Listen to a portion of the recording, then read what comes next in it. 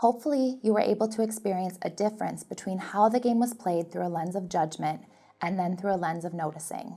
To clarify, judgment does not only appear in moments when behaviors are challenging. Judgment is any time we make the situation about us and our opinion about children or a behavior. This creates an inner speech in children that is motivated to please the important adults in their life. Instead, using noticing language helps children be aware of what is and creates an inner speech that asks the question, what kind of person do I want to be? If we can build a bridge over the judgment, we can move to our executive thinking brain state where we can respond with helpfulness and do things differently. To summarize, it's a shift from an unconscious reaction to a thoughtful response. This is done through noticing. Let's learn a bit more about the power of noticing from Dr. Becky Bailey. And after you watch this video, take a moment to reflect on the things that you heard. So the brain is very good at learning from bad experiences. Okay, did you hear that? It's very good. One violence, one trauma, bam, got it. Wired, got it. Very fast. And it'll change for the rest of your life unless you become conscious of it. I mean, it is that quick.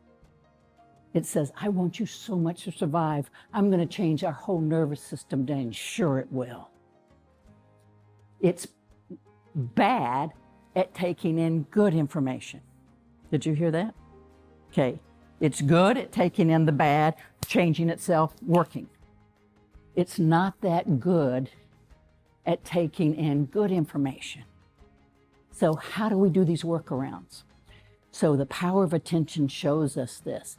So when you're noticing is going to be our key. How do we work around this bias and this kind of, I'm hesitant to take in the good because it's not that meaningful, but the bad I got. We use the skill of noticing. And in conscious discipline, noticing is the heart of all the skills, all of them. Every skill will have a piece of noticing, and noticing is just a way of directing your attention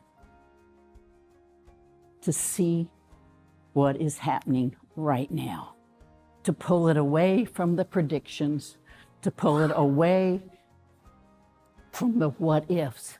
Stay right here. See what is. So noticing is a way to direct your attention to overcome the negativity bias and to overcome the brain's hesitancy to focus on the good and store it and wire the brain that way. So what is noticing? It's simply adding verbal language to nonverbal language. You're sitting there with your arms like this. You've got your thumb, this thumb on top.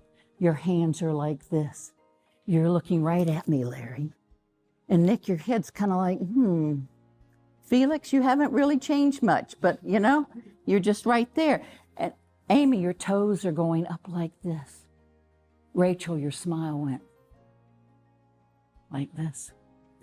So I'm just seeing what is there without judgment. Now, you've got to understand too, the brain is a predicting machine, but it's a judging machine. It wants to automatically judge things as good, which means go towards them, cling to them, hold on to them, keep them, try to keep them. Don't let people take this from you. This is good. And then it has things as bad, which means crush them, smash them, get away from them, avoid that. So we want to get away from the bad or smash it, and we want to go towards the good. So in each moment, there's this pull to do something. Right? To do something. Not relax. Do something. This is good, go for it. This is bad, get away. You know, there's this constant judging. So to remove the judgment, let's say, let's get out of this game. Let's use this game. Up here, conscious awareness. In psychology, this is called mindfulness. In sports, it's called observational analysis. So in sports, a coach would be, so you got a a pitch coming, you're in baseball, and you can judge that and say, good swing, way to get him around the bases. Or you have a coach that goes, okay, you kept your eye right on the ball and you shifted that weight in, and at the last minute you turned that wrist. And describing what they saw so that you can get a mental model in your brain. Oh, I get it. I'm now conscious of what I did. So noticing is adding verbal to the nonverbal, adding consciousness, bringing you to up here. You walked in and sat down like this. You held the door open for your friend so they could walk in. You walked in and your head went like this. It seems like you might have a question. So we're using noticing all the time in every skill in conscious discipline. And that's the hardest part of conscious discipline for most people, is to let go of our constant judging and focus on noticing. But look what it does for us. It pulls us up here to notice children, making them conscious of their own. You put your finger under each word as you read it and went from this direction, left to right, making them conscious of their actions, pulling us out of this uncontrollable judging mind that says at every moment you need to do something, and what you do is usually not enough. So you stay in a judging mind and you'll never be good enough. But you move up to a noticing mind and you'll always be the best you can be, because the power's not out there, it's in here. Noticing is at the center of every conscious discipline skill. Later, we are going to talk about the power of attention and how we can use this to empower children to set and achieve goals. Noticing is the power of attention in action. It draws our attention to the present moment. It requires us to describe what is happening without judging. Essentially, it is a shift from what if to what is. It teaches us to listen to ourselves and to each other and conveys unconditional acceptance that says, you are seen and heard. Let's look a little closer at the skill of noticing and some of the benefits it has. First and foremost, it creates a felt sense of safety and trust. Noticing removes the fear of not being seen, which is at the core of who we are. We all want to feel seen and understood. When we notice children, this answers the question, do you see me and do you understand? Noticing brings our unconscious actions to our conscious awareness. This helps children by promoting self-awareness and empowering positive change. Think about the times that children are making safe decisions or are being helpful. When we can bring attention to these things, it increases the likelihood that they will be repeated in the future. It adds verbal language to nonverbal communication and actions. Noticing helps children be more in touch with thoughts, feelings, and behaviors, which helps them regulate and move up to the higher centers of their brain. Noticing also plays a role in creating or recreating those mental models. The process of noticing brings our unconscious mental models that may be causing a judgment block to our conscious brain. When noticing language is used, our brain takes a mental picture of what is being described. Noticing helps us shift our attention so we can recreate these mental models to guide our intention in a way that will help handle conflict and teach new skills. For a child, this creates usable information that will form their inner speech. For example, if you notice safe and helpful behaviors, children will create a healthy mental model around safety and helpfulness. Remember, noticing simply states what we see right in front of us. It is almost like a mirror. If you closed your eyes, a noticing statement would create a clear picture in your mind. Noticing also has nothing to do with us. Let's talk a little bit about what a noticing statement might sound like. Noticing statements generally shift from I language to you language.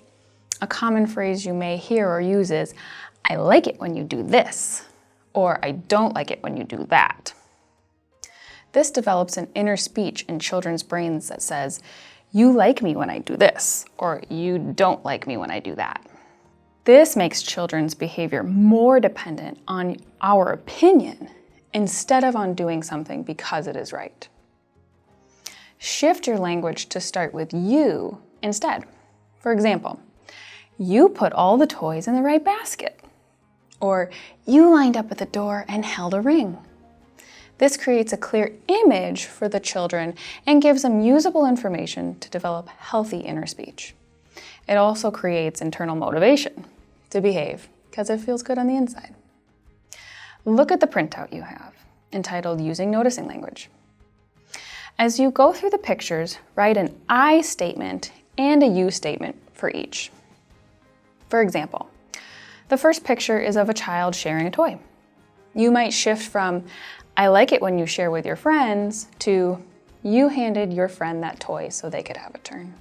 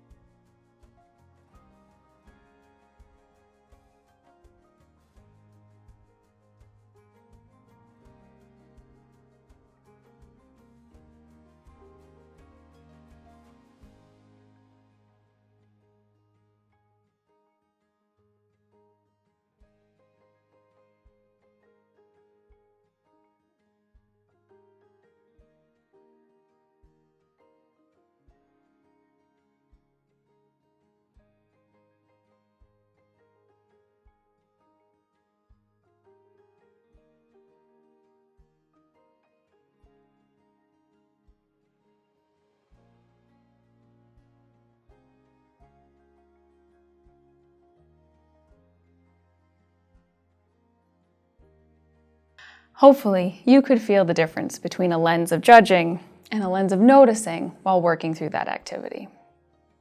Let's look at the picture of the child laying down in group time again. How can you shift the story to painting a clear image of what is in front of you with no opinion or judgment? The story that may have turned on originally was something like, "This is so annoying," or "Why can't you just sit and listen?" When we can shift the story to something like, "You seem to have a lot of energy in your body right now, and that's making it hard to sit still." It opens us up to solutions instead of getting us stuck in something that may not be going the way we were hoping. As we come back to the finish the sentence game again, try to make this shift for yourself. When you read through the statements, try out different noticing language to see if any of your mental models shift. For example, it may be a shift from "people who cut you off in traffic are idiots" to "people who cut you off in traffic seem to be in a hurry. They have somewhere important to be."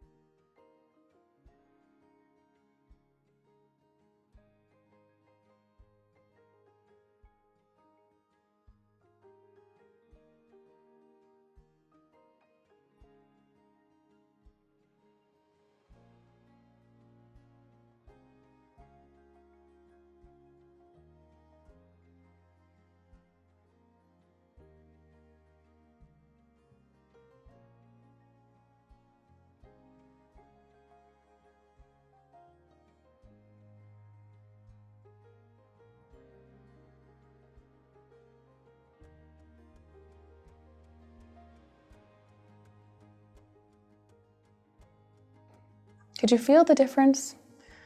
Noticing our thoughts and behaviors allows us to change them or not.